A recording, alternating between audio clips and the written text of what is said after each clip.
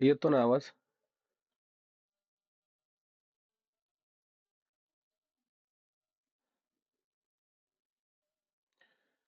भगवती श्री ज्ञानेश्वरी. हा.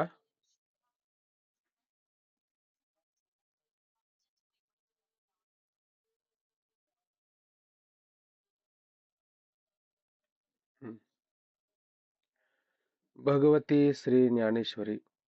ज्ञानेश्वरीमध्ये अध्याय 6वा आणि 6व्या अध्यायामध्ये आपण काल कुठपर्यंत आलतो? 48 झालती का आपली? तेथ ऐसेची एक विचारिले. हं. हो. तेथ ऐसेची एक विचारिले, जे या ब्रह्मत्वाचे डोळे झाले. परी उद्रा वैराग्य आहे आले बुद्धीच्या. या ओवीचा विचार करत असताना आपण काय विचार केला काल?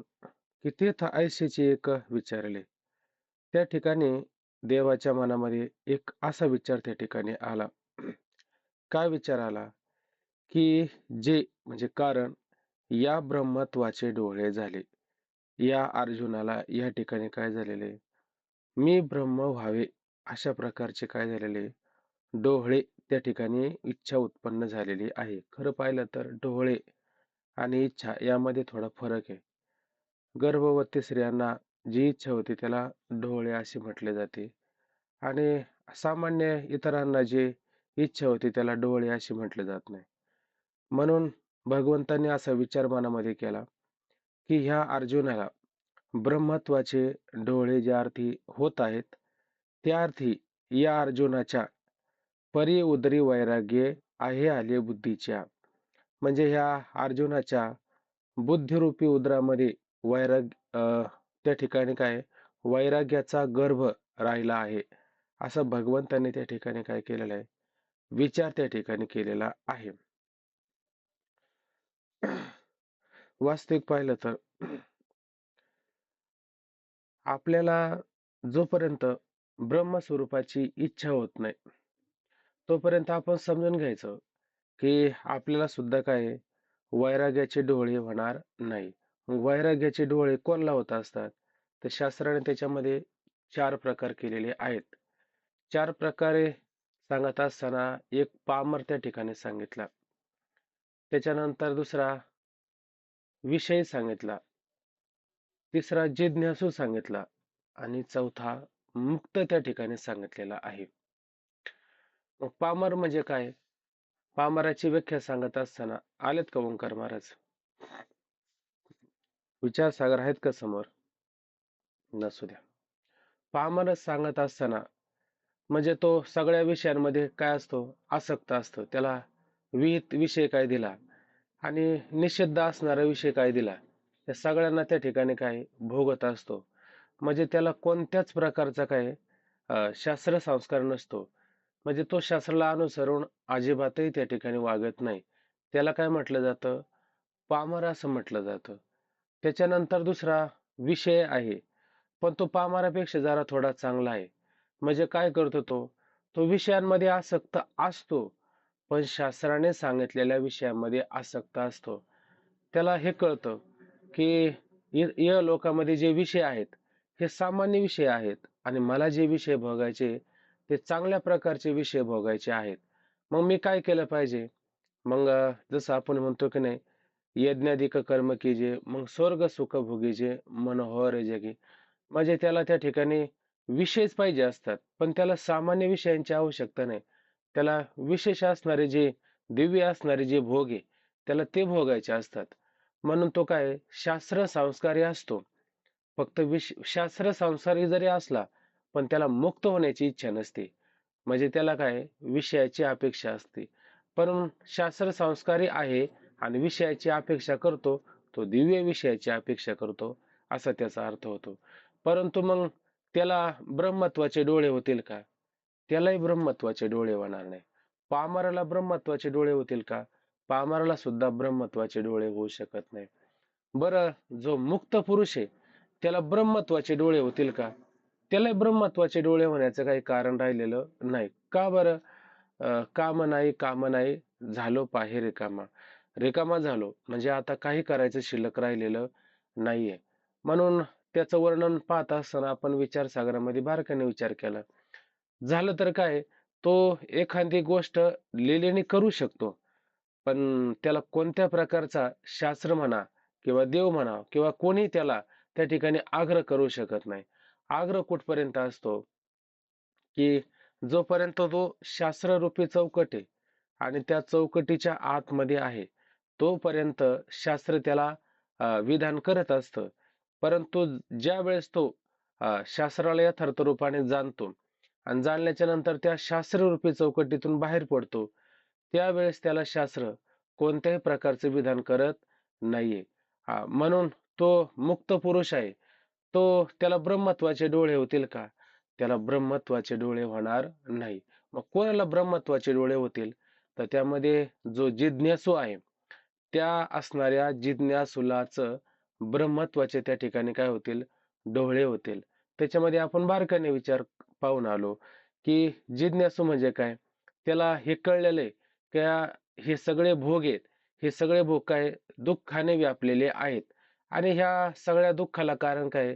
या सर्व दुःखाला शरीर कारण आहे. मग त्याच्या पक्क लक्षात राहिलं, की ह्या सगळ्या सुख-दुःखाला काय शरीरच त्या ठिकाणी कारण आहे. आपण विचार पाहिलाय की नाही तुकोबराय म्हणतात, "पाप पुण्य सुख दुःखाची मंडळी एका एका बळे धाव घेती. कौतुक डोळा पाहिले सकळ, नाचवितो काळ जीवाशी हा." हे कौतुकाने, नवलाने मी पाहिलेलं आहे. म्हणजे मनुष्याला पुण्य त्या ठिकाणी निर्माण झालं, की तो काय करतो? स्वर्गाला जातो आणि पाप भोगायचं आलं का तो नरकाला त्या ठिकाणी जात असतो. मग त्या शरीराचं पण वर्णन आपण पाहिलं. 3 प्रकारचे शरीर असतात. म्हणजे इहलोकामध्ये आल्याच्या नंतर कोणतं शरीर असतं? तर ते पार्थिव शरीर असतं. स्वर्गामध्ये गेलं तर ते दिव्य शरीर असतं आणि नरकामध्ये जाताना ते नारकीय शरीर असतात. मग त्या शरीराचं वर्णन करताना त्या शरीराला पण त्या ठिकाणी पाप-पुण्यच कारण आहे. मग पाप-पुण्य सांगत असताना त्याच्यामध्ये मिश्रित कर्म सांगितलं आणि मनुष्य देहाचं कर्म सांगताना समान कर्म सांगितलं. जसं नाथ महाराज म्हणतात की नाही, "पाप पुण्य समान समी, तेवीची पावे कर्मभूमी." म्हणजे ज्या वेळेस आपलं पाप आणि पुण्य समान होत असतं, त्याच वेळेस आपण काय इहलोकामध्ये म्हणजे ह्या मृत्यू लोकामध्ये जन्म घेत असतो आणि कालविचार आपण पाहिला, की ह्या मृत्यू लोकामध्ये हे शरीर प्राप्त होण्याकरता बाकीचे देवादिक सुद्धा मोठे प्रयत्न करत असतात. म्हणून समान पाप-पुण्याचं फळ म्हणजे हा देह आणि मिश्रित पाप-पुण्याचं फळ ते 2 प्रकाराने विचार करता येतो. म्हणजे मिश्रित म्हणजे त्याच्यामध्ये पाप-पुण्य काय काही ठिकाणी पुण्य अधिक असतं आणि पाप कमी असतं, नून्य त्या ठिकाणी असतं. मग त्याला कोणता देह प्राप्त होतो? तर त्याला स्वर्गातला असणारा देह प्राप्त होतो. मग स्वर्गातला देह जरी प्राप्त झाला, तरी मग त्याला त्या ठिकाणी दुःख होत नाही का? त्याला त्या ठिकाणी सुद्धा दुःख होत असतं. का बरं? कारण ते मिश्रित म्हणण्यापेक्षा त्याच्यामध्ये सुद्धा पापाचा लवलेश आहेच. म्हणून ज्यावेळेस असुराधिकाची आक्रमणं होतात, त्यावेळेस इंद्राधिक देव त्या ठिकाणी पळकुट्यासारखे पळून जातात की नाही? मग ज्या अर्थी त्यांना भय उत्पन्न होतं. भय कशामुळे झालं उत्पन्न?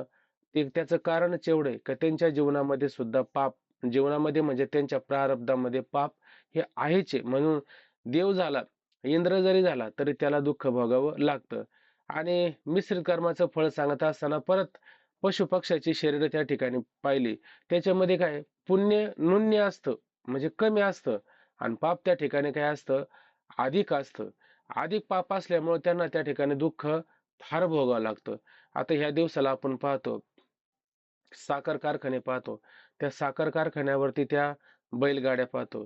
त्या बैलगाड्यामध्ये असं पाहिलं, की त्या गाडीवरती 5-5 टनाचं ओझं टाकलं जातं. त्या बैलाला ओढलं सुद्धा जात नाही.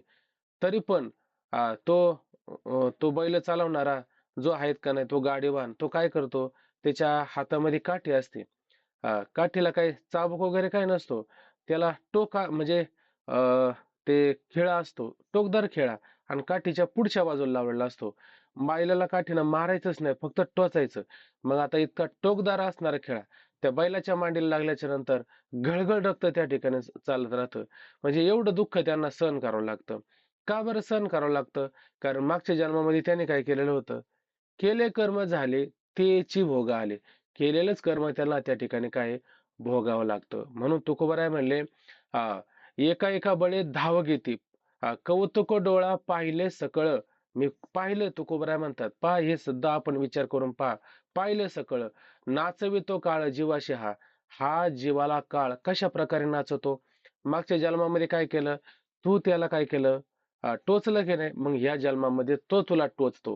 हे कौतुक डोळा पाहिले सकळ. आहे का नाही? मग हे डोळ्यांनी पाहिलं. तुका म्हणे तुकोबराय म्हणतात, तुका म्हणे ते झाकतील डोळे. आता डोळे झाकू नका. आहे का नाही? इथे झाकतील डोळे भोगाकडे, मग काय तुका म्हणे ते झाकतील डोळे. म्हणजे इथं तुम्ही डोळे झाकले, पण भोगाला जेव्हा येईल ना तेव्हा तुम्हाला कळल. म्हणून आता तुम्ही काय करा, नका डोळे धुरे भरून पाहू. म्हणजे डोळ्यामध्ये धूर घालून, अज्ञान रूपी धूर घालून आता मात्र त्या ठिकाणी पाहू नका. आता तुम्ही सावध राहा. आता तुम्ही जागे व्हा. म्हणजे काय व्हा? तुम्ही कुठे या? आता तुम्ही जिज्ञासू वृत्तीवरती या. जिज्ञासू म्हणजे काय? आता त्या जिज्ञासूचं वर्णन आलं का नाही? त्याला हे सगळं कळलं का हे सगळं शरीर आहे. हे सगळे सुखदुःखानेच त्या ठिकाणी व्याप्त आहे. त्याची एक मोठी साखळी सांगितली. म्हणजे ह्या शरीर सगळ्या सुखदुःखाला कारण आहे का नाही? पण ह्या शरीराला कारण काय? म्हणजे शरीराला कारण म्हणजे धर्म, अधर्म. म्हणजे धर्म केला तर पुण्य, अधर्म केला म्हणजे पाप. म्हणजे ह्या शरीराला कारण काय? पाप पुण्य समान समी. मग हे धर्म अधर्म निर्माण होतात, पाप पुण्य निर्माण होतात. याला कारण काय? याला कारण का सांगत असताना काय? राग द्वेष त्याला कारण सांगितलं. बरोबर आहे की नाही? अनुकूल ज्ञान, प्रतिकूल ज्ञान, त्या रागद्वेषाला कारण सांगितलं. बरं, त्या अनुकूल प्रतिकूल ज्ञानाला कारण काय? भेद ज्ञान. आणि भेद ज्ञानाला कारण काय सांगितलं? अज्ञान. आणि अज्ञान कोणतं? आत्मस्वरूपाचं अज्ञान, हे त्याला कारण सांगितलं. आणि अशा पद्धतीनं जो आता त्या रज्जूवरती सर्प भासतो, कुठपर्यंत भासतो?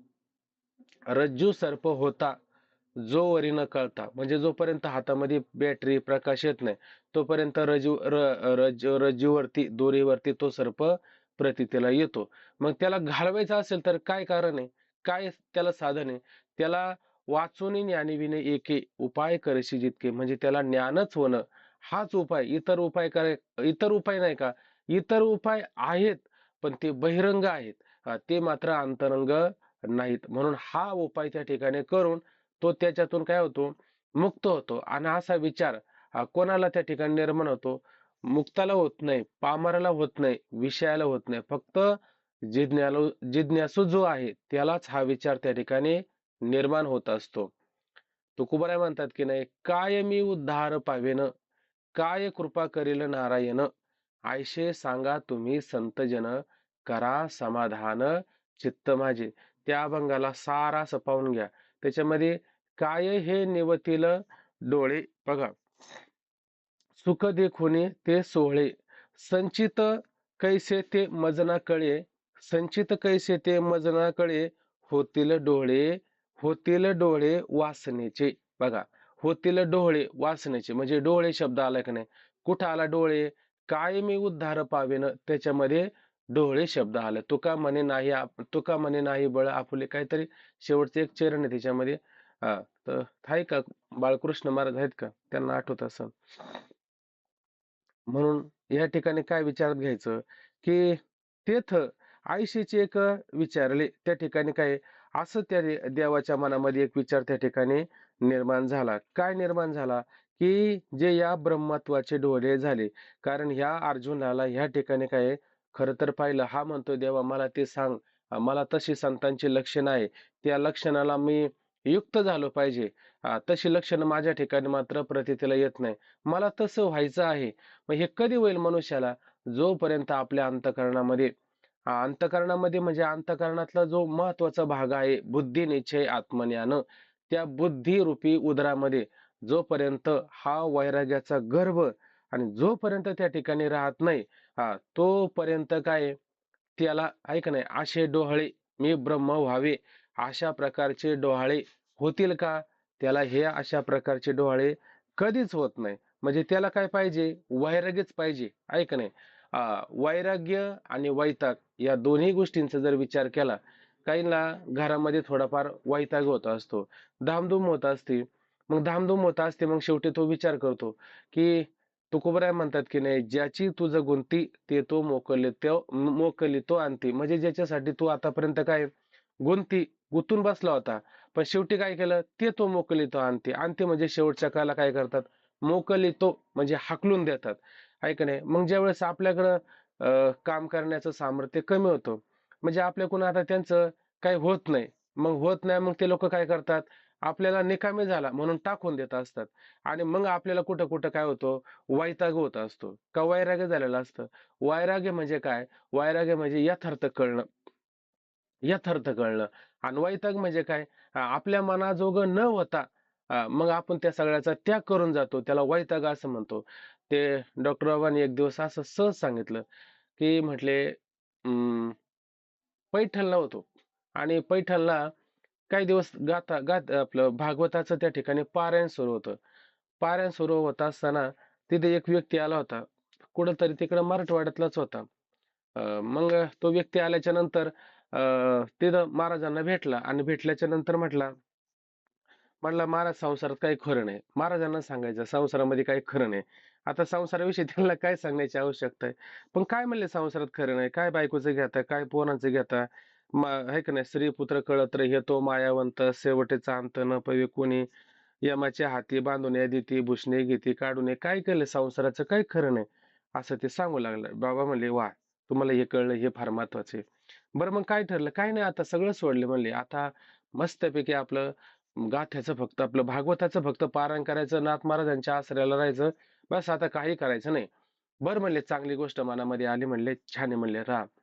आणि मग राहिले त्यांचं सुरू झालं. बाबांना रोज काहीतरी विचारायचे. पण नाथषष्ठी जवळ आली. नाथषष्ठी जवळ आल्याच्या नंतर मग त्याला काळजी लागली. म्हणले षष्ठीला आहे ना, आमच्या गावाकडची सर्व लोक इकडं येतात, आणि त्या लोकांनी जर मला पाहिलं तर मला ते काय करतील, घेऊन जातील. मग घेऊन जातील म्हणले, मग महाराज एक काम करा म्हणले, हे बघा आता हे माझं भागवत, ही माझी वळकटी, हे सगळं इथं ठेवतो. मग मी काय करतो, मी जरा कुठंतरी आड साईडला जाऊन राहतो म्हणले. म्हणजे हे लोक इथे येणार नाही, कारण इथं ह्या एवढ्या मोठ्या जागेमध्ये ते दर्शनाला कुठं आले तर लगेच पाहतील, मला घेऊन जातील. म्हणले जायचं नाही. महाराजांच्या पण मनात आले, बाबांच्या आपल्या, म्हणले चांगला साधक आहे, हुशार साधक आहे म्हणले, वा. मग ठीक आहे म्हणले, मी सगळं सांभाळतो. आणि षष्टी जवळ आली, ते लोक त्यांचे आले, पण तिकडं आल्याच्या नंतर मग ते काही दिसले नाही त्यांना कुठं. ते कुठेतरी एका बाजूला नदीच्या कुठेतरी किनारी तिकडे कुठेतरी शांत बसले होते एका बाजूला. पण कोणी तिथं त्या गोदावरी मध्ये स्नान करण्याकरता आलं, आणि तिथं त्यांना पाहिलं. पाहिल्याच्या नंतर ते म्हणले, अहो तुम्ही इकडे आले, हा म्हणले आलो इकडं. मग म्हणले घरचं काय, म्हणले घरचं आता काय जायचं नाही, काय नाही काय नाही, सगळं सोडून दिलं. बरं बरं म्हणले, ठीक आहे, काय हरकत नाही. पण म्हणले तुम्हाला एक गोष्ट सांगायची. म्हणले काय सांगायचंय. म्हणले तुमचं जे दुकान होतं ना, किराणा मालाचं दुकान, ते दुकान आता सुरळीत चालू आहे म्हणले. आणि तुमचा जो मंडपाचा धंदा होता, तो धंदा पण आता मुलांनी चांगला लक्ष देऊन त्या ठिकाणी सुरू केलेला आहे. चांगलं आता व्यवस्थित सगळं चाललंय. तुम्ही गेल्यापासून सगळं व्यवस्थित आहे. पण खेदाची गोष्ट अशी हो, की तुमच्या पत्नीला आणि त्या किराणा दुकानामध्ये बसावं लागत हो. तो मालाची देवाणघेवाण करावी लागते. म्हणून आपल्या संस्कृतीमध्ये, आपल्या विचारधारणेमध्ये हे बसत नाही, काही स्त्रियांनी हे धंदा करणं, अमुक करणं, परपुरुष येतात, काय कुठं हे काही चांगलं नाही म्हणले त्या ठिकाणी. एवढं मला जरा थोडा खेद वाटतो. बाकी पण घर मस्त चाललं. तुम्ही गेल्याच्या नंतर घरात सगळं चांगलंय. पण एवढीच गोष्ट खेदाची, बस एवढंच झालं. एवढंच झालं फक्त. तो त्याच्या डोळ्याला डायरेक्ट खळखणीच पाणी आलं. रडायलाच लागला. कंठ दाटून आला. माझ्या पत्नीला अशी अवस्था झाली आणि मी इकडे आलो. मग जगण्यात तरी काय अर्थ आहे? उठला आणि तिथं गेला, म्हणला त्या माझी ओळखुटे वगैरे सगळं द्या. अहो म्हणले नाथषष्ठी, नाही नाही म्हणले, ते सगळं राहू द्या म्हणले.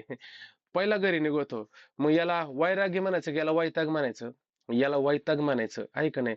ते वैतागाचे कितीतरी लक्षणं पाहता येतात. कुठं उंबरठा वैराग्य, कुठं प्रस्तुती वैराग्य, कुठं स्मशान वैराग्य. स्मशानामध्ये जातात लोक, थांबतात, पाहतात. हा, म्हणजे कोण कोणाचं नाही, शेवटी एकट्यालाच अंती जायचं आहे, असा विचार करतात. कुठपर्यंत, जोपर्यंत ती स्मशानाची थोडी शिव असते ती ओलांडत नाही तोपर्यंत. पलीकडे गेलं का मग काही लक्षात राहत नाही. तेवढ्या पुरतं तेवढं होतं ना वैराग्य आपल्याला.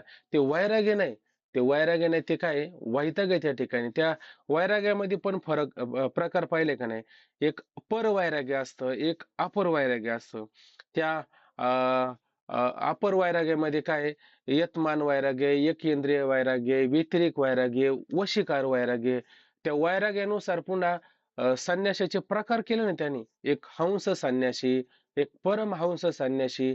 त्या हंस परमहंस संन्यासामध्ये पण त्यांनी काही कुटीचक संन्यासी, काही बहुधक संन्यासी, त्याच्यानंतर विविधिशा संन्यासी, विद्वत संन्यासी, असे संन्यासाचे त्याच्यामध्ये काय केले, प्रकार केले. पण त्याला सगळ्याला कारण काय? वैराग्य फार महत्वाचं असतं. जोपर्यंत हे वैराग्य आपल्या अंतःकरणामध्ये उत्पन्न होत नाही, तोपर्यंत मी ब्रह्म होईल किंवा मला ब्रह्म स्वरूपता प्राप्त करून घ्यायची आहे, अशा स्वरूपाचा गर्भ, अशा स्वरूपाचे डोळे कधी निर्माण होतील का? कधीच निर्माण होऊ शकत नाही. म्हणून त्या सगळ्याला कारण काय? त्या सगळ्याला कारण आहे वैराग्य. हे वैराग्य त्या ठिकाणी फार महत्वाचं आहे. तर वैराग्य सांगत असताना वैराग्य म्हणजे काय? तुकोबराय म्हणतात, उठलेनी वैराग्य जेणे, हातरीवर गो जैसा सांडणे, जैसे वमुनिया शुने आत्ताची गेले. याला म्हणायचं वैराग्य. उठलेने वैराग्य जेणे, हात्री वर्ग, स्वर्ग मृत्यू पाताळ, हात्रे वर्ग जैसा सांडणे, काहीसा सांडणे, जैसे वमुनिया शुने. शुने म्हणजे कुत्र, आणि कुत्र काय? वमुनिया म्हणजे आत्ताच कुत्र्याने ताजी ताजी उलटी केली, असं म्हणलं का एकदम बिभत्स वाटतं. तसा हा संसार काय? एकदम बिभत्स वाटावा.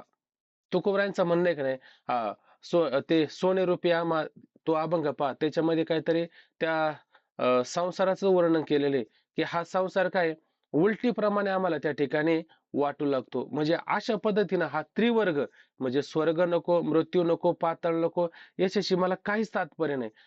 वैराग्य सांगत असताना विचारसागरामध्ये सांगितलं, किंवा शंकराचार्यांनी विवेक चूडामणी मध्ये पण ते वैराग्य सांगितलं. काय सांगितलं? की इह लोकापासून परलोकापर्यंत प्रत्यक्ष डोळ्यांनी पाहिलेलं आणि कानाने ऐकलेले जे काही त्या ठिकाणी भोग विषय आहेत, त्या भोग विषयांविषयी तीव्र त्यागाची इच्छा होणं, यालाच त्या ठिकाणी वैराग्य असं म्हटलेलं आहे.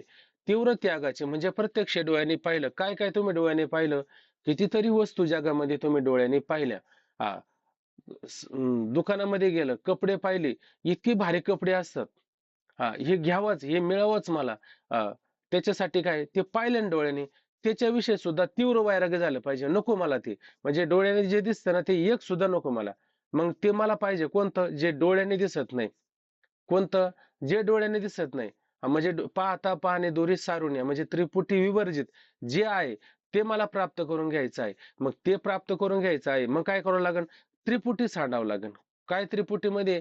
हे जगत आणि जगताविषयी येणारी प्रतीती, जो विक्षेप, तो पूर्णपणे टाकावा लागेल. तरच त्याला त्याची प्राप्ती होईल का नाही? म्हणजे हे सुद्धा काय डोळ्याने पाहिलेलं आणि कानाने ऐकलेलं. काय कानाने ऐकलेले? आपलं आता आपण भारतामध्ये राहतो, भारतातल्या बऱ्याच वस्तू पाहिल्या, पण तिकडं फॉरेनला काही गेलो नाही आपण, परदेशामध्ये. तिकडं पण काही वस्तू असतील ना खाण्याच्या, पिण्याच्या, भोगण्याच्या, त्या वस्तूंविषयी सुद्धा काय ऐकलेले. आता स्वर्ग पण त्या ठिकाणी काय आपण ऐकलं ना, स्वर्गामध्ये दिव्य भोग आहे, पण त्या भोगाविषयी सुद्धा काय तीव्र त्यागाची इच्छा, आणि या लोकातले डोळ्याने पाहिलेले भोग याच्याविषयी काय तीव्र त्यागाची इच्छा निर्माण होणं, यालाच काय म्हणायचं? यालाच त्या ठिकाणी वैराग्य असं म्हणायचं. उठलेनी वैराग्य ऐसे त्रिवर्ग जैसा सांडणे, जैसे वमुनिया सुने आत्ताची गेले. किंवा ज्ञानोबराय म्हणतात, जे विषय रांधली रस सोय, जे जेवणारा ठावीवी होय, ते तो ताटची सांडूने जाय जयापरी. म्हणे एक पंगत तयार केली, म्हणजे ती 12 वर्षातून एक पंगत असायची. त्या पंक्तीमध्ये सर्व मिष्टान्न पक्वान असे गोडधड केलेले असतात. त्याच्यामध्ये 11 ताट जे आहे ना, त्या 11 ताटामध्ये सगळं असं पवित्र अन्न, सुग्रास अन्न, आणि 12व्या ताटामध्ये पण सुग्रास, पण त्याच्यामध्ये विष कालवलं असतं. मग ते 12वं ताट एक बाजूला ठेवायचं आणि 11 ताट अशी एका बाजूला ठेवायची. मग ते ठरलेलं असतं ते जेवायला. ते लोक 11 ताटावरती सगळे बसतात आणि 12व्या ताटावरती एक भिकारी चालला होता. आणि तो भिकारी चालल्याच्या नंतर त्या 12व्या ताटात आता विष घातले, कोण बसेल का? ते कोणी बसत नाही. पण एक भिकारी चालला होता, आणि भिकारी चालल्याच्या नंतर त्याला भूक लागली होती. भूक लागल्याच्या नंतर त्याला आवाज दिला, म्हणले या ना दादा बसा जेवायला. तो म्हणला मला या आणि बसा जेवायला. म्हटलं बस तू जेवायला. जेवायला बसला. तेव्हा तिकडं शेजारी कुजबूज चालू झाली. म्हणजे या 12 ताटावर कुणी बसत नाही आणि हा 12 ताटावर बसला जेवायला. आता याची काय गंमत होणार? ते म्हणले काय झालं? अरे म्हणले हे 12 ताट असतं ना याच्यामध्ये विष कालवलेलं आहे म्हणले. हा जे विषय रांधले रस विषाने रांधले तयार केले स्वयंपाक आणि जे जेवणारा ठाव आहे आता तो किती दिवसाचा उपाशी हा 7 दिवसाचा जरी झाला उपवास 7 दिवस जर उपाशी असला आहे का नाही आणि त्याला म्हणले याच्यात विष आहे तो जेवल का त्या ठिकाणी तर तो ताटाची सांडून जाय तयापरी हा तयापरी म्हणजे तशा प्रकारचं काय झालं पाहिजे आपल्याला वैराग्य निर्माण झालं पाहिजे तशा प्रकारचं जर आपल्याला वैराग्य निर्माण झालं नाही तर आपल्याला मी ब्रह्म व्हावं अशा प्रकारचा अशा जिज्ञासू अशा प्रकारचा डोहळे त्या ठिकाणी होतील का होणारच नाही बरोबर आहे की नाही म्हणून वैराग्य काय सांगितलं वैराग्य भगवंताच्या बाबतीत एक वैराग्य सांगितलं ते म्हणले हे असो महासिद्धींची लक्ष्मी आलियापाशी परी महाविष्णू जैशी न गणेची म्हणजे महासिद्धींची लक्ष्मी स्वतः आली की नाही भगवंताला वरमाला घालण्याकरता समुद्र मंथन झालं स्वतः ती वरमाला घालण्याकरता आली की नाही परी महाविष्णू जैशी शब्दच वापरला मुख्य महाविष्णू जो महाविष्णू आहे ना न गणेची म्हणजे त्या लक्ष्मीची मोजदार केलीच नाही तिला पाहिलंच नाही दूर झाले का म्हणजे तैसे आईकीचे का तसे आईकीचे का परत्रीचे भोग पायक झाले इच्छेचे परी भोगावे ये न रुचे मना माझे हा तसं आईकीचे ये लोकाचे का परत्रीचे म्हणजे परलोकातले भोग पायक झाले इच्छे तुमच्या इच्छेनुसार तुम्हाला प्राप्त झाले की नाही झाले प्राप्त तरी पण प्राप्त होऊन सुद्धा भोगावे हे न रुचे मना माझे हे भोगावं मनामध्ये त्याची रुची त्याची आवडच त्या ठिकाणी नसणं यालाच त्या ठिकाणी काय वैराग्य असं म्हटलं उपनिषदामध्ये एक कथा आलेली वैराग्याविषयी ते गार्गी होती मैत्री गार्गी बऱ्याच त्या ठिकाणी साध्वींचं वर्णन आलेलं आहे आपल्या वारकरी संप्रदायामध्ये पण अशा साध्वी झालेले संत जनाबाई संत बहिणाबाई अशा बऱ्याच त्या ठिकाणी साध्वी झालेले त्याच्यामध्ये उपनिषदातली एक गार्गी सांगितली आणि त्या गार्गीचं असं वर्णन केलं का ती गार्गी जी होती त्या गार्गीने ठरवलं होतं की मला साधू संतांना साधू वृंदांना जेवण घालायचे आणि जेवण घालत असताना त्यांची परीक्षा पाहिजे म्हणले मग ते वडिलांना म्हटले मला आज्ञा द्या वडील म्हणले ठीक आहे चांगली गोष्ट आहे साधू संतांना जीव घालणं पुण्याची गोष्ट आहे पण म्हणले मी साधू संतांना जीव घालणार म्हणले तुम्ही आता सगळ्या स्त्री आहात म्हणून तुम्हाला सगळ्यांना आता ते बोलणं योग्य वाटत नाही परंतु तो दृष्टांतच तसा आहे तर तिनं काय म्हटलं की मी साधू संतांना जीव घालणार पण जीव घालत असताना मला त्याच्यामध्ये निवड करायची म्हणजे मग त्याच्यावरती कोण ब्रह्मज्ञानाचा अधिकारी किंवा ब्रह्म स्वरूपाला प्राप्त झालाय हे मला तुम्हाला सांगायचंय आता इकडे ओडिसामध्ये इकडे तुम्ही या इकडे ह्या मंदिरावरती आल्याच्या नंतर त्या मंदिरावरती सगळे नग्न चित्र पाहायला मिळतात स्त्री पुरुषांच्या संभोगाचे वगैरे ते म्हणले असं कसं काय इकडे ह्या ठिकाणी हे नग्न सगळं पाहणं त्याचं कारणच असं आहे का ते सगळं पाहून सुद्धा अंतकरणामध्ये कोणत्या प्रकारची कामवासना न निर्माण होणं म्हणजे त्याला भगवत स्वरूपाची प्राप्ती होणं म्हणजे त्याला ब्रह्म स्वरूपाचे डोळे लागल्यासारखे किंवा त्याने ब्रह्म स्वरूपता प्राप्त केलेली किंवा तो त्या मार्गाने निघाला आहे असा त्याचा अर्थ होतो त्या गार्गीनं वडिलांना सांगितलं म्हटले मला जीव घालायचे पण मग जीव घालताना मला आज्ञा द्या काय का मी त्यांना जीव घालणार आहे पण कसं नग्न अवस्थेमध्ये म्हणजे अंगावरती एक सुद्धा वस्त्र न ठेवता त्या साधूंना मी त्या ठिकाणी जीव घालणार भोजन वाढणार वडील म्हणले असं हे शक्य नाही म्हणले मग याच्याशिवाय ते वैराग्य सिद्धच होत नाही मग शेवटी तिनं परवानगी घेतली आणि एकदम सुग्रास असं चांगलं पक्वानं तयार केलं साधूंना बोलवलं मोठे साधूंची पंगत लागली म्हणले गार्गीच्या घरी जेवण आहे गार्गी आता नग्न अवस्थेत आहे म्हणूनच तिला पाहण्यासाठी काही काही लोक निघले होते जेवता ते जेवण वाढलं वगैरे तिला पाहिलं सगळ्यांनी काय पाहिल्याच्या नंतर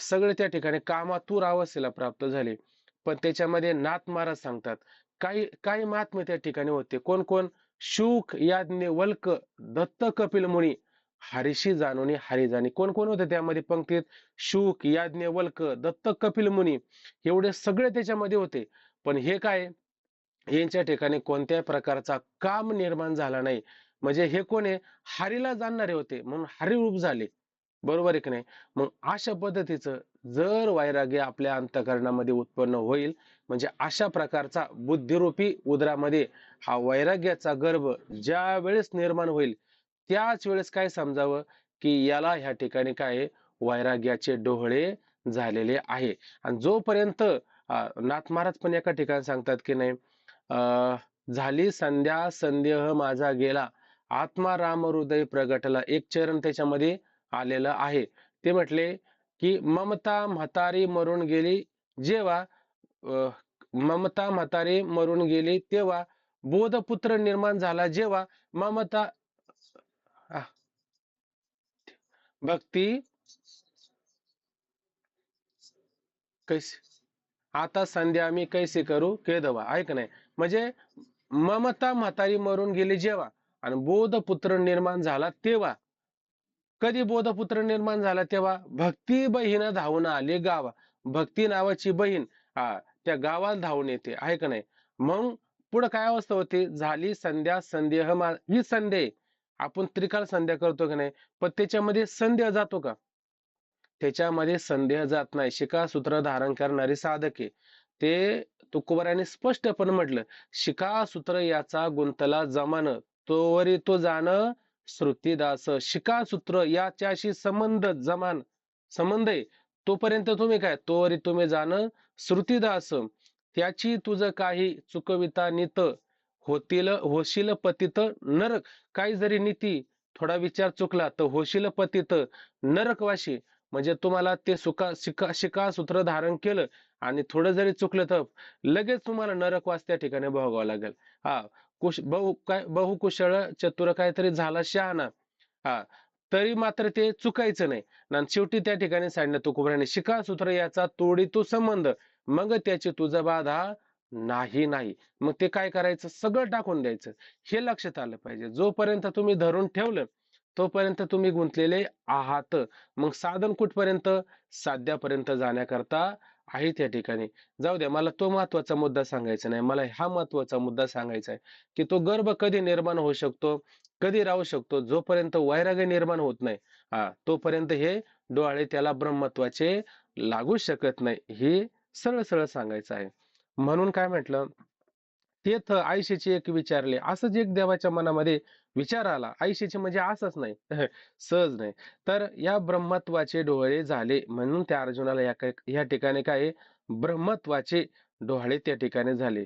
कधी, परी उदरा वैराग्य आहे आले बुद्धीच्या. जोपर्यंत बुद्धिरूपी उदरामध्ये वैराग्याचा गर्भ राहत नाही तोपर्यंत ब्रह्मत्वाचे डोळे होत नाही. ज्या अर्थी अर्जुनाला ब्रह्मत्वाचे डोळे झाले, त्याच अर्थी अर्जुनाच्या बुद्धिरूपी उदरामध्ये वैराग्य रूपी गर्भ राहिला आहे, असे भगवंताच्या मनामध्ये विचार निर्माण झाला. पुढची ओवी पहा. एरवी दिवस तरी अपुरे, परी वैराग्य वसंताचे निभरे, जे सोहम भाव महुरे मोडूनी आला. काय म्हटले या ठिकाणी की एरवी दिवस तरी अपुरे. आता जेव्हा गर्भधारणा होते, पण ते दिवस पूर्ण भरले पाहिजे. किती म्हणतात, 9 महिने 9 दिवस, असा असा नियम असतो की नाही. एवढे दिवस असले का मग प्रस्तुत झाली, मग संतती व्यवस्थित होत असते. पण जर दिवस अपुरे जर असेल तर मग काय करायचं? आणि इथं अर्जुनाचे दिवस काय सांगितलेले, अपुरे सांगितले ना, दिवस पूर्ण सांगितले या ठिकाणी. दिवस मात्र पूर्ण सांगितलेले नाही. दिवस त्या ठिकाणी काय, त्या ठिकाणी अपुरे आहेत. दिवस त्या ठिकाणी अपूर्ण आहे. परंतु असू दे अपुर, मग परी शब्द वापरला, मग परंतु म्हणजे काळजी करायचं काही कारण आहे का? परी परी काय म्हणले, वैराग्य वसंताचे निभरे. आता त्या वैराग्य रूपी काय वसंताचा काय त्या ठिकाणी आलेला आहे, बहर आलेला आहे. बरोबर आहे की नाही? आधी काय सांगितलं, वैराग्याला काय सांगितलं, आधी गर्भ सांगितलं, आणि त्या वैराग्याला पुढे काय सांगितलं, वसंताचा बहर आलेला आहे. बर कधी येतो, आता आंबे चैत्रात वैशाख जेव्हा सुरू होतो की नाही, त्या वसंत ऋतू कधी असतो, कधी येतो तुम्हाला माहिती असेल ना, मराठी महिने पाठे का नाही काही वसंत येतो का नाही म्हणजे हा श्रावण. बोला. असे की एखादा ज्ञानोबराय म्हणतात की नाही, की जी बनकरू झाडे शिंपी जीवेसाठी, पाडूनी जन्म काढी परी फळाशी तैची भेटी, जे वसंत पावे. म्हणजे तो माळे असतो का नाही, माळ्याने आयुष्य जरी घातलं, कशासाठी? कशासाठी? ते झाडं जागवण्याकरता, झाडाला फळं येण्याकरता, खत, पाणी सगळं वेळच्या वेळेला दिलं, सगळं प्रयत्न केला. पण जोपर्यंत वसंत ऋतू येत नाही, तोपर्यंत त्या झाडाला फळं येतील का? वसंत ऋतू जोपर्यंत येत नाही, तोपर्यंत झाडाला फळ येत नाही. बरोबर आहे की नाही? पण वसंत ऋतू पण आला, पण वृक्षाने जर फळ धरलं नाही, तर वसंत ऋतू तरी काय करेल? वृक्ष न धरी फळं, काय करील वसंत काळ? हे पण महत्वाचं आहे की नाही?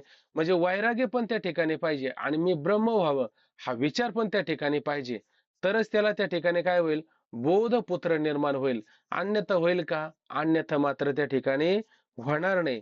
म्हणून दिवस अपुरे त्या ठिकाणी असू द्या. परू वैराग्य, वैराग्य वसंताचेने बहरे. पण वसंत ऋतू वैराग्याचा बहर त्या ठिकाणी काय आहे? चांगला आलेला आहे. कधी कधी बहर येतो, वसंत ऋतू येतो. वसंत ऋतू आल्याच्या नंतर झाडाला बहर चांगला येतो आहे का नाही? पण आपण म्हणतो झाडाला बहर चांगला आलेला आहे. जरी बहर चांगला जरी आलेला आहे, तो सुरुवातीचाच बहर चांगला कधी कधी असतो, नंतर राहतो का? नंतर कधी कधी आ बोला.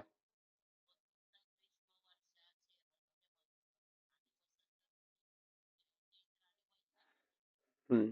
हा, मग तेच आता ते आंब्याचंच वर्णन चाललंय ना आपलं. मग चैत्र वैशाखामध्ये काय आहे? हा वसंत येतो. मग त्या आंब्याला चांगला बहर येतो. बरोबर आहे की नाही? आंब्याला चांगला जरी बहर आला, पण तो बहर टिकतोच का? कधी कधी चांगला जोराचा वारा येतो. का मग जोराचा वारा आल्याच्या नंतर काय होतं? सगळा बहर गळून जातो. सगळा बहर गळून जातो. मग हे झाड कुठं पाहिजे बरं? ज्ञानोबराय सांगतात की नाही, जैसा निर्वातीचा दीपू सर्वता नेणे कंपू. म्हणजे अशा ठिकाणी झाड पाहिजे कुठं? का जिथं वारा लागणार नाही. नाही तर वारा लागल्याच्या नंतर काय होतं? की हा त्या ठिकाणी काय वैराग्यरूपी वसंताचा बहर त्या ठिकाणी काय होईल? गळून जाईल. हे लक्षात येतंय का नाही? हा, तसं मग ह्या ठिकाणी काय आहे? हा वैराग्यरूपी वसंताचा बहर त्याला चांगला त्या ठिकाणी आलेला आहे. भरे भरून आलेला आहे त्या ठिकाणी. बर, जे सोहम बाहू महुरे मोडून आला. म्हणून कारण अर्जुनाच्या ठिकाणी काय? सोहम भाव. सोहम भाव म्हणजे काय? ते ब्रह्म मी व्हावे, मला ब्रह्म स्वरूपता प्राप्त करून घ्यायची आहे. मला त्या ठिकाणी काय व्हायचंय?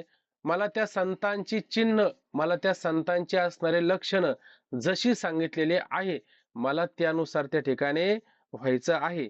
म्हणून हा सोहम भाव, सोहम म्हणजे ते ब्रह्म मी आहे, याचाच काय त्या ठिकाणी मोहर त्या ठिकाणी आहे. हा, वसंताचा भर आहे त्या ठिकाणी. बर नाही म्हणायचं बरं का, तिथं चुकलं आपलं. वसंताचा भर सांगितला आणि सोहम भाव महुरे आहे का नाही? मग त्या सोहम भाव ते ब्रह्म मी व्हावे अशा पद्धतीचं काय? महुरे, मोहराने काय त्या ठिकाणी मोडोनी आला. म्हणजे त्याचा बहर आहे. वसंत अहम सोहम भावाचा मोहर त्या ठिकाणी काय मोडून आला, म्हणजे चांगला भरून त्या ठिकाणी आला आहे. असा त्याचा काय होतो? सरळ अर्थ त्या ठिकाणी होत असतो. ओवी आली लक्षात ना आता? बर, ठीक आहे. नसेल तर परत सांगायला. पुढं पहा. म्हणून प्राप्ती फळी फळता, यासी वेळून लागेल आता. होय विरक्तो ऐसा अनंता, भरवसा झाला. काय म्हटलं या ठिकाणी? म्हणून प्राप्त फळी फळता, ऐक नाही, यासी वेळू न हा हा बोला बोला. हो, बोला बोला. हा.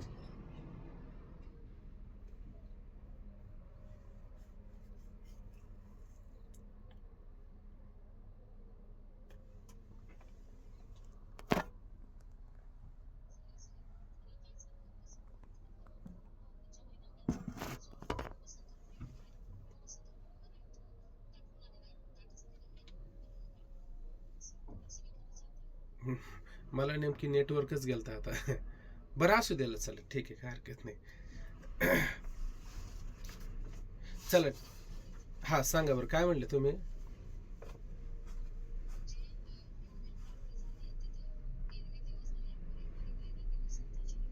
हम्म. हम्म.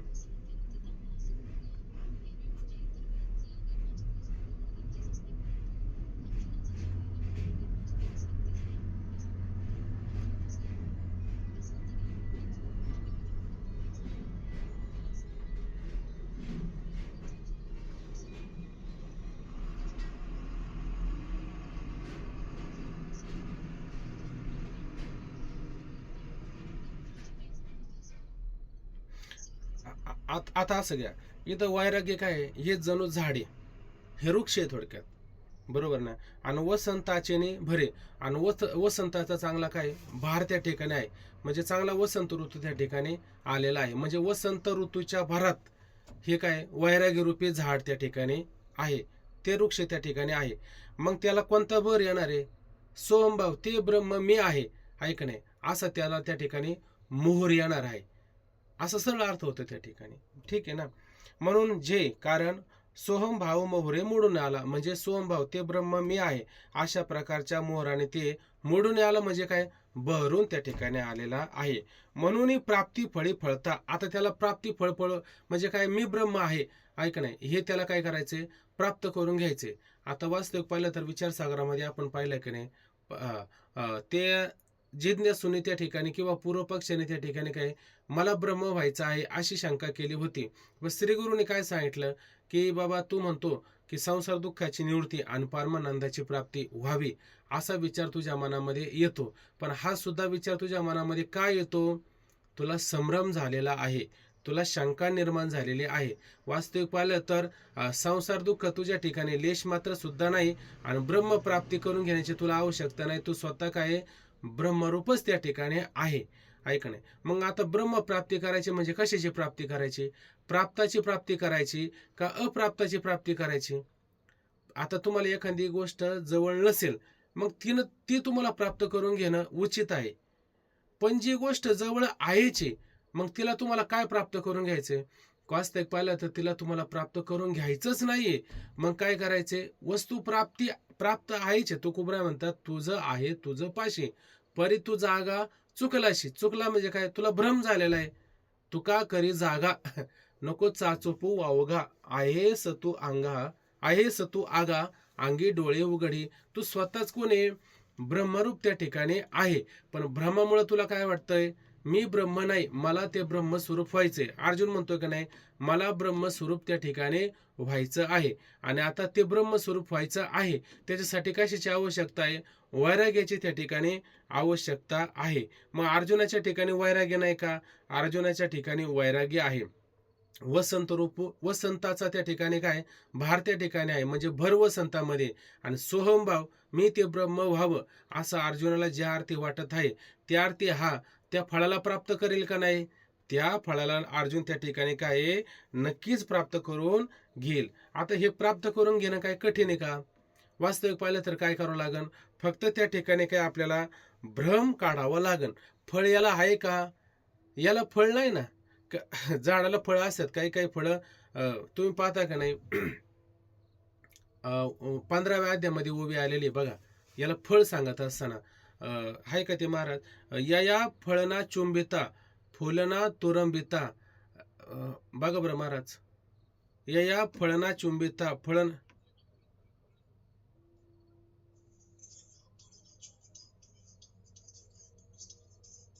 ते रुखाची आहे असं ना,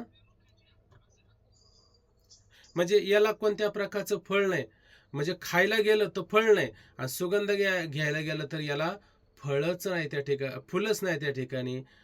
गंधर्व दुर्ग काय पडावे, शशी विषान काय मोडावे, व्हावे मग तोडावे खपुष्प.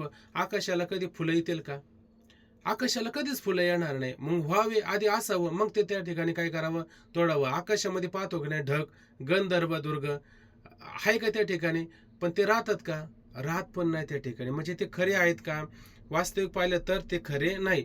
मग त्या अर्जुनानेच भगवंताला प्रश्न केला होता, म्हणजे आतापर्यंत तुम्ही तो संसार वृक्ष आम्हाला सांगितला, मग त्या संसार वृक्षाचं काय बरं.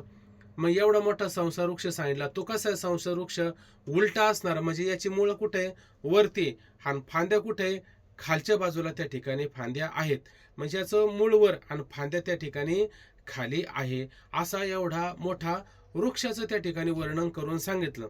पण एवढ्या मोठ्या वृक्षाचं वर्णन करून सांगितलं, आणि शेवटी भगवंत काय म्हणले, अरे बाबा अर्जुना, मी तुला ह्या संसार वृक्षाचं जे वर्णन करून सांगितलं का नाही, ते संसार वृक्षाचं वर्णन म्हणजे कसे, आम्ही सांगितले जे परी मूळ डाळांची उजरी, काय वांजेची संतती वानणे जैसे.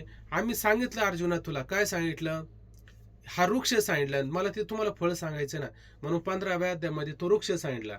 मग आम्ही सांगितले जी परी काय सांगितलं, मूळ आणि डहाळा म्हणजे झाडाला खाली असणारं मूळ आणि वर असलेल्या डाळे म्हणजे फांद्या, हे सगळं तुला सांगितलं की नाही. हे सगळं वर्णन करून सांगितलं. त्या डाळ्या कोण, त्याची पानं कोण, त्याचं मूळ कोण, त्या मुळापाशी कोण किती आल्यात, फांद्यांपाशी कोण कोण आहे त्या ठिकाणी, बरंच त्याचं वर्णन आलेलं आहे. मग हे सगळं सांगितलं. पण भगवंत म्हणतात हे आम्ही कसं सांगितलं, वांजेची संतती वानणे जैसे. जाते हे सगळ्या वृक्षाचं वर्णन कसं केलं, जशी वांज असणारी स्त्री आणि तिच्या मुलाचं केलेलं वर्णन आणि ह्या वृक्षाचं केलेलं वर्णन हे कसं आहे त्या ठिकाणी सारखंच आहे. म्हणून पै धनंजया आम्ही वाणले ते रूपवाया. आम्ही हे सगळं मायेचं त्या संसाराचं रूप सांगितलं का नाही, हे सगळं सांगितलं तुला, वाणले ते रूपवाया. मग हे कसं सांगितलं म्हणले, कासवीचे तुपे रया ओगरले जैसे. म्हणजे राजा त्या ठिकाणी असावा. हा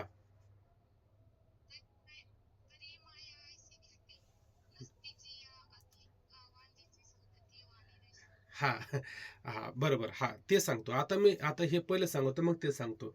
मग म्हटले हे तुला जे सगळं सांगितलं का नाही संसार रूपी वृक्ष, तो कसं आहे म्हणे, हा ते काशवीचं तूप आहे.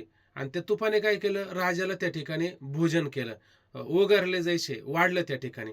आता काशवीला तूप आहे का, काशवीला दूधच नाही तर तूप येणार कुठून, आहे का नाही. मग हे सगळं सांगितलं कसं, तरी माया ऐशी ख्याती. आपण ख्यात्या पाहिल्या का नाही तिथं, हा तरी माया ऐशी ख्याती नसती याची हाती, कैशी जैशी वांजची संतती वाढणे जैशी, बरोबर ना. तरी माया ऐशी ख्याती, मायाची ख्याती म्हणजे कशी माया, तैशी सतना असत होय, जे विचाराचे नामनस आहे आयशा परीचे आहे अनादी म्हणती. ही माया कधीपासून आहे, अनादी. म्हणजे किती गोष्टी अनादी सांगितल्यात, ब्रह्म अनादी, माया अनादी, त्यांचा संबंध अनादी, जीव अनादी, ईश्वर अनादी, यांच्यातला भेद अनादी, हे सगळं अनादी. म्हणजे माया कधी आहे, अनादी. आपली सावली कधीपासून आहे, तुम्ही आले तेव्हापासून सावली आहे. मग सावली जाणार कधी, तुम्ही गेले म्हणजे सावली पण जाणार. म्हणजे हे कधीपासून आहे, जेव्हापासून तुम्ही तेव्हापासून ही माया आहे. पण ती खरी आहे का, तैशी सतना असत होय. मग ती माया जर खरी नसेल, त्या मायापासून हा संसार वृक्ष तयार झाला, हा तरी त्या ठिकाणी खरा असेल का, हा संसार वृक्ष सुद्धा खरा नाहीये. मग आता या संसार वृक्षाला घालवायचं असेल तर मग कसं घालवायचं, जसं माऊली सांगतात की नाही, म्हणले झोपला आणि त्याला स्वप्न पडलं आणि त्या स्वप्नामध्ये त्याने काय पाहिलं, भयंकर काय चित्र विचित्र, हे स्वप्नीची विचित्र सेना, विचित्र असणारी सेना पाहिली. पण कोण झाला होता, तोच झाला होता. बरं मग त्या स्वप्नामध्ये त्या अर्जुनाला मोठे घाव झाले, जखमा झाल्या. मग कोणता डॉक्टर घेऊन जायचा स्वप्नामध्ये, म्हणजे तो अर्जुनाला जाऊन त्या ठिकाणी बरा करेल. त्याला बरा करण्यासाठी, तो घाव मिटवण्याकरता काय उपाय उपाय त्या ठिकाणी, येथ ओखदे चिवणी धनंजया. ओखद, ओखद म्हणजे औषध, काय चिवणी म्हणजे जाग होणं, हेच त्याला उपाय का नाही, हेच त्याला औषध आहे का नाही, जाग होणं. तसं आपण काय केलं पाहिजे, जाग झालं पाहिजे. तैशी अविद्या मूळ खाये, जे ज्ञान उभे होय तयाचे या आणतो आहे एरवी नाही. ते ह्या ठिकाणी हे सगळं मायेचं जे मूळ आहे, अविद्येचं जे मूळ आहे, याचा अंत कधी होईल बरं. बरं ते वृक्ष सांगत असताना त्या वृक्षाच्या बुडाला कुऱ्हाड तरी जाईल का, कुऱ्हाडीनं तोडण्याकरता कुऱ्हाड जाईल का त्या वृक्षापर्यंत, कुऱ्हाड जाऊ शकत नाही. बरं अग्नी तरी तिथपर्यंत जाईल का, अग्नी सुद्धा त्या ठिकाणी जाणार नाही. मग तिथं कुऱ्हाड जात नाही, तिथं अग्नी जात नाही, मग तिथं काय जाईल बरं त्या ठिकाणी, तिथं म्हणले फक्त तेवी आज्ञानमुळे या, त्या आज्ञान रूपी वृक्षाचं जे मूळ आहे का नाही, त्या या मग त्या वृक्षाला काय त्याला त्या ठिकाणी घालवण्याकरता, तेवी आज्ञानमुळे या, ते ज्ञान जे उभे होय तयाची या आणतो आहे एरवी नाही. ते ज्ञान जेव्हा जग खरं त्या ठिकाणी उभं होईल तरच याचा अंत आहे, अन्यथा त्याचा अंत आहे का, अन्यथा त्याचा अंत होणार नाही. म्हणून याला घालवायचं असेल तर काय उपाय आहे, वाचूने ज्ञानविने एके, उपाय करशी जितुके ते गुंतीशे अधिक रुखे. म्हणजे त्याला घालवण्याकरता उपाय काय, त्याला फक्त ज्ञानच हाच उपाय. कारण हा वृक्ष जो वाढलेला आहे, हा कोणामुळे वाढलेला आहे, वृक्षामुळे वृक्ष वाढला का आपल्यामुळे वृक्ष वाढलाय. हा वृक्ष संसारूपी वृक्ष कोणामुळे वाढलेला आहे, ज्ञानाने वृक्ष वाढतो का अज्ञानाने वृक्ष वाढतो. आपल्या अज्ञानासाठी नव्हता थावला किरटी, बरोबर आहे की नाही? आपल्या अज्ञानासाठी नवता थावला म्हणजे बळावला. किरीटी म्हणजे अर्जुना. आपल्या अज्ञानामुळे हा संसार वृक्ष त्या ठिकाणी काय बळावलेला आहे. आपल्या अज्ञानासाठी नवता थावला किरीटी, तरी आता आत्मबोधाच्या काहीतरी लुटी खंडू निघा, तरी आत्मयानाच्या साठी खांडू निघा. म्हणजे याला काय, आत्मस्वरूपाची तलवार तयार करायचं, खडग करायचं आणि त्याने काय करायचं, याला खंडून टाकायचं, संपून टाकायचं. तरच याचं काय होणार आहे, नाश होणार आहे. नाहीतर याचा नाश होणार आहे का? याचा नाश होणार नाही. आणि त्याच्यासाठी आवश्यक काय, त्याच्यासाठी आवश्यक आहे वैराग्य. तो ग्रंथ ज्ञानेश्वरीचा 15वा अध्याय पाहिला का, त्याच्यामध्ये कुऱ्हाड दाखवलेले, कुऱ्हाड 15व्या अध्यायामध्ये चित्र काढलेले, त्या कुऱ्हाडीला नाव दिलेले वैराग्य रूपी कुऱ्हाड. बरोबर आहे की नाही? म्हणजे वैराग्य रूपी काढताना काय केलं, वैराग्य रूपीचे काय त्या ठिकाणी कुऱ्हाड सांगितलेली, पण ती कशी कुऱ्हाड धरायची, कुऱ्हाड कशी धरायची, तिची मूठ कशी धरायची, त्याचं पण वर्णन केलेले.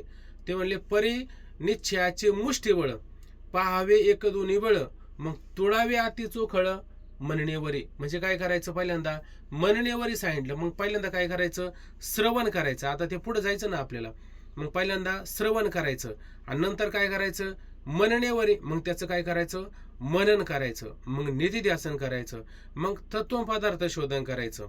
मग तत्व पदार्थ शोधन केलं आणि त्या तत्व पदार्थाच्या नंतर काय करायचं राहतं, फक्त संशय विपर्य घालवायचं राहत असतं.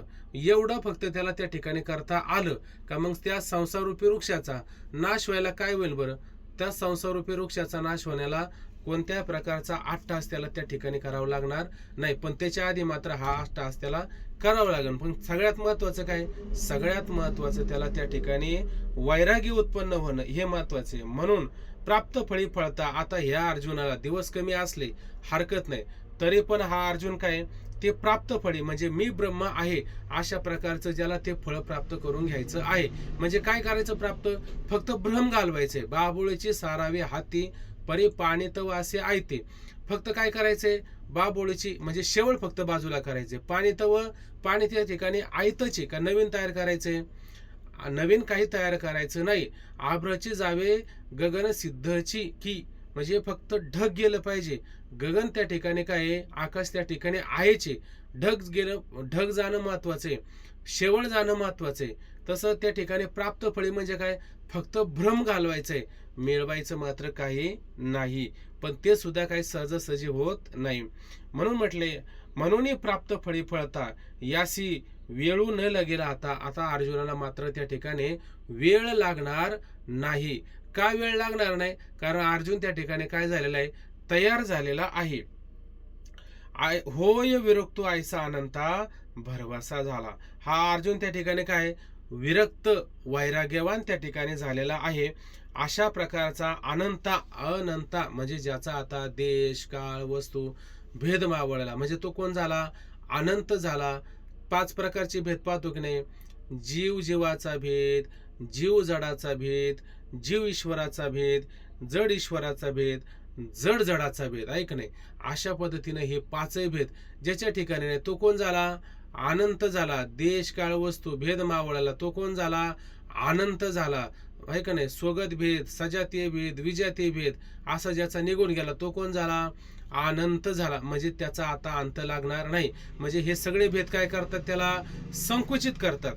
आता तो संकुचित राहिला का, आता आहे का नाही. तुकोबरा एका ठिकाणी म्हणतात, संकोचीने कार्य झालाशी लहान घेई आपोषण ब्रह्मांडाचे. ब्रह्मांडाचे म्हणजे सगळ्याला व्यापणं, म्हणजे तो कोण होणं, अनंत होणं. असा अनंत असणारा परमात्मा, त्या परमात्म्याला काय झालाय, भरवसा झाला, आहे का नाही.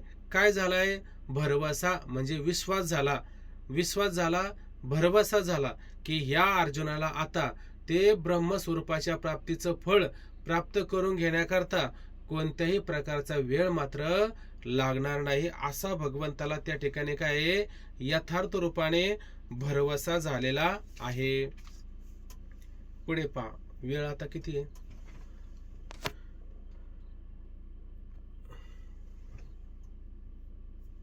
घ्यायची की एखादी ओवी का थांबायचं, पहा ओवी घ्यायची का थांबायचं, सगळ्यांनी सांगा.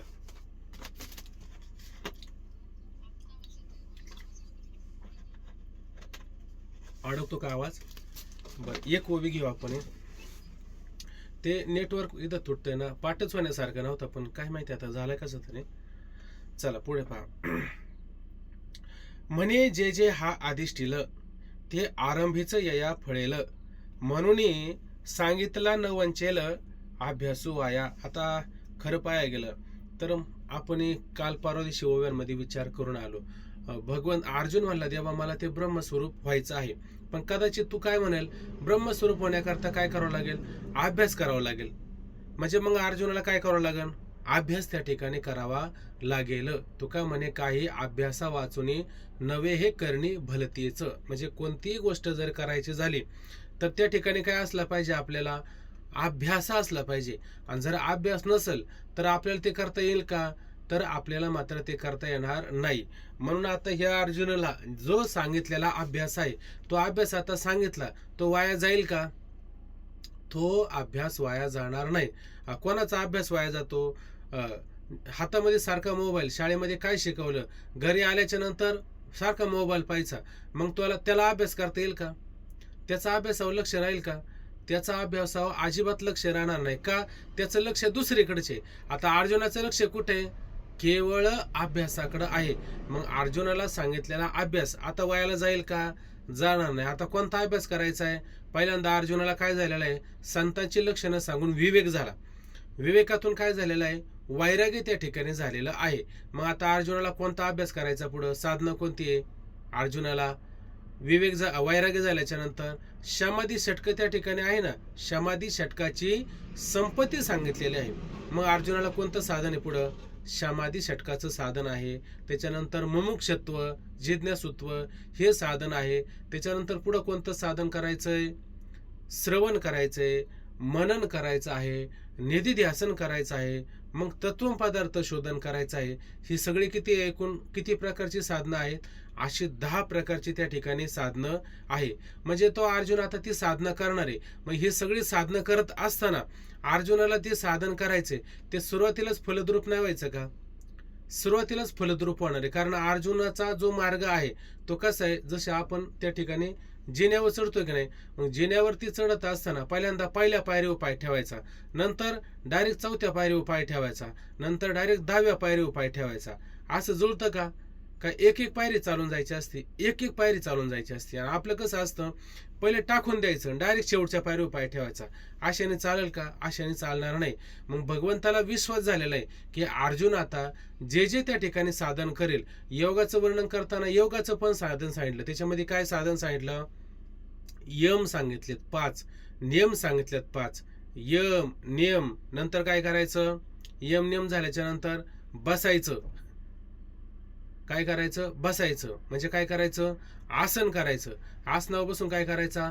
प्राणायाम करायचा. प्राणायाम केल्याच्या नंतर प्रत्याहार करायचा. प्रत्याहार झाल्याच्या नंतर आता अंतरंग साधन, हे सांगितलं बहिरंग साधन. आता अंतरंग साधन काय करायचं? धारणा करायची. धारणा करून त्याच्यातून काय करायचं? ध्यानापर्यंत जायचं. आणि ध्यानाने काय करायचं? समाधीपर्यंत जायचं. समाधीमध्ये कल्पना रहित अवस्थान रूप अशी निर्विकल्प समाधी प्राप्त करून घ्यायची आहे. त्याच्यामध्ये काय? ब्रह्मस्वरूपात आपल्याला तत्काळ प्राप्त होत असते. असं सोपं साधन आहे त्या ठिकाणी. हे साधन सोपं पण आहे आणि हे साधन कठीण पण त्या ठिकाणी आहे. मग अर्जुन आता जे काही त्या ठिकाणी साधन करेल ते सुरुवातीलाच त्याला फल देणार नाही का? ते अर्जुनाला सुरुवातीलाच त्या ठिकाणी काय फळ देईल. म्हणे जे जे भगवंत म्हणे काय? जे जे हा आदिष्टील, म्हणजे जे जे साधन हा अर्जुन त्या ठिकाणी आदिष्टील म्हणजे आचरण करेल, अनुकरेल करेल. जे जे साधन ते साधन आरंभीच यया फळेल. म्हणजे आरंभीच म्हणजे याने फक्त साधनाला सुरुवात करायची. बरोबर आहे की नाही? आरंभीच म्हणजे सुरुवातीलाच त्याला ते काय साधन फलद्रूप होणार आहे. बरं, ज्याला कधी पायी पायी चालायचं नाही, पण त्याने सायकल हातामध्ये घेतली आणि म्हणला चालव की काय सायकल, म्हणून सायकलीवर सहज बसला आणि सायकल चालू लागला. बाकीची पडू झडू तरी पण शिकले नाही, पण याने सहज सायकलीवर बसला, सहज सायकल चालू लागला, मोटरसायकल चालू लागला, कार गाडी चालू लागला, सगळ्या चालू लागला. म्हणजे जे जे साधन सुरुवातीला केलं ते सुरुवातीलाच त्याला काय झालं? फलिद्रूप झालं. म्हणजे त्याने विवेक, वैराग्य, समाधी षटक जी जी साधना केली ती सुरुवातीलाच फलिद्रूप. नियम नियम प्राणायाम प्रत्याहार साधन वगैरे सगळी साधनं केली. सुरुवातीलाच त्याला त्या ठिकाणी काय झाली, फलिद्रूप झाली. म्हणून ते आरंभीचे यया फळेल, म्हणून त्याला ती साधनं काय आहे, आरंभीच त्याला त्या ठिकाणी काय फलद्रूप होतील. आयसे विवरोनी श्रीहरी म्हणतले ते अवसरी. आयशे अशा प्रकारचे विवरुणी विचार करुणी श्रीहरी परमात्मा म्हणतले